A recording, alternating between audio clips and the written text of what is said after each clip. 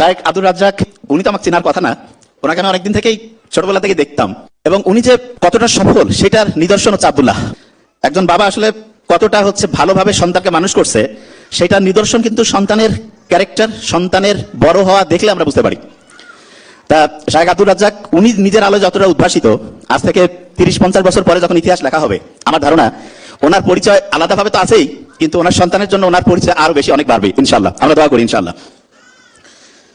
জিনিসটা বলতেছিলাম, আমি যত জায়গায় যাই কখনো কিন্তু এরকম পাই না যে সাধারণত বাবা অসাধারণ হয়েছে, সন্তান অসাধারণ। তার মানে হচ্ছে যে বাবা নিজে যেটা অন্যকে বলছেন সন্তানের ক্ষেত্রে সেইটাই উনি অ্যাপ্লাই করেছেন। শুনতে হবে কিন্তু, আমি ধরবো। এবং আমরা অনেকে জানি কিন্তু অ্যাপ্লাই করি না, এই কারণে অসাধারণ হইতে পারি না। জানি কিন্তু অ্যাপ্লাই করি না। উনি যেটা জানেন উনি এটা মনে প্রাণে বিশ্বাস করেন এবং এই জন্য উনি অ্যাপ্লাই করেন। অনেকেই বলে যে ওনার দেখলেই অনেকে একটা ভয়ের তটস্থ ভাব হয়ে যায়, না জানি কি করে। আমি সত্যিটাই বলি, কিন্তু ওনার যে আন্তরিকতা, আমি তো আজকে ফার্স্ট দেখলাম।